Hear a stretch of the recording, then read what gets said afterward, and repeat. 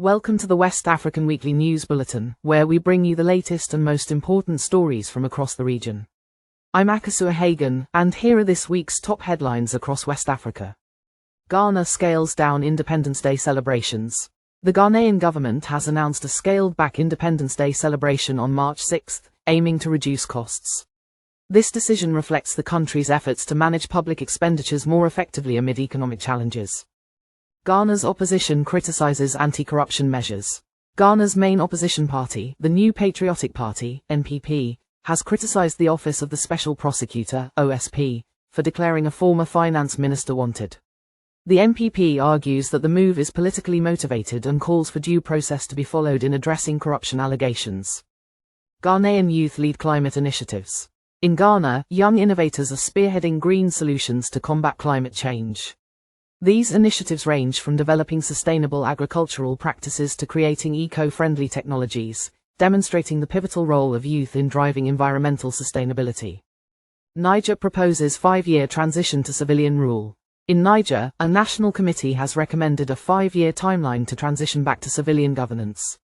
This proposal includes reducing the number of political parties to a maximum of 5. The current military leadership, which assumed power in July 2023, would remain in control during this period, with its leader eligible to run in future elections. This move comes as Niger, along with neighboring Mali and Burkina Faso, continues to face security challenges from ongoing insurgencies. Ivory Coast assumes control of last French military base.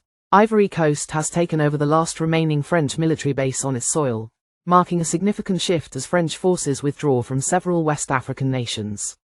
Approximately 80 French military personnel will stay behind to provide training and advisory support to the Ivorian army. This development reflects a broader evaluation of military partnerships in the region, influenced by local sentiments and changing geopolitical alliances. China increases imports of Brazilian and West African crude oil. Chinese refiners are boosting their imports of crude oil from Brazil and West Africa. This shift is a response to disruptions in global oil trade caused by sanctions on Russia and Iran, as well as new Chinese tariffs on U.S. oil imports. In February, imports from Brazil are expected to reach up to 3 million metric tons, the highest in 8 months. This change has led to increased premiums for Brazilian and West African crude, as Chinese companies seek to maintain profit margins amid these challenges. Tanzania surpasses Nigeria in maize production. Tanzania has officially become Africa's second-largest maize producer, overtaking Nigeria. The country reported an output of 11.7 million tons in the 2023-24 season, achieving this milestone without the use of genetically modified organisms, GMOs. This development highlights Tanzania's commitment to agricultural innovation and food security. Burkina Faso restricts NGO activities. The government of Burkina Faso has ordered the immediate suspension of any non-governmental organization, NGO, or association operating without official authorization. This directive mandates that all NGOs obtain government permission to continue their activities, aiming to regulate and monitor the operations of such organizations within the country. Nigeria addresses food insecurity challenges. Nigeria continues to grapple with persistent food insecurity issues. Factors such as climate change, conflict, and economic instability contribute to the challenges in achieving food security. Strategies being considered include investing in agricultural. Debate on ECOWAS future amid Sahel region divisions.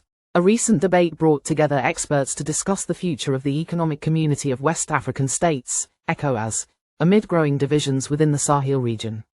The panel examined the challenges facing the regional bloc, including political instability and security concerns, and deliberated on ECOWAS's capacity to navigate these issues effectively. Gambia and India strengthen defense relations. The Gambia and India have reinforced their bilateral relations with a focus on enhancing collaboration in defense and capacity building. This partnership aims to bolster the Gambia's defense capabilities through training programs and the exchange of expertise. Mali launches program to integrate ex-combatants.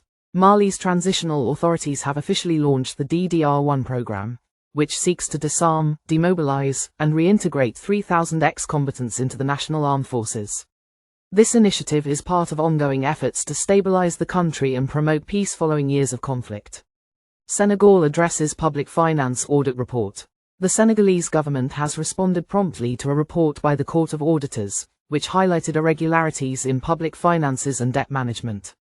Authorities have pledged to address the issues raised and implement measures to enhance transparency and accountability in financial governance. That's all for this edition of the West African Weekly News Bulletin. Stay informed, stay engaged, and join us next time for more updates from across the region. This news was brought to you by Boat City Tours and presented by me, Akosua Hagan. Thanks for watching.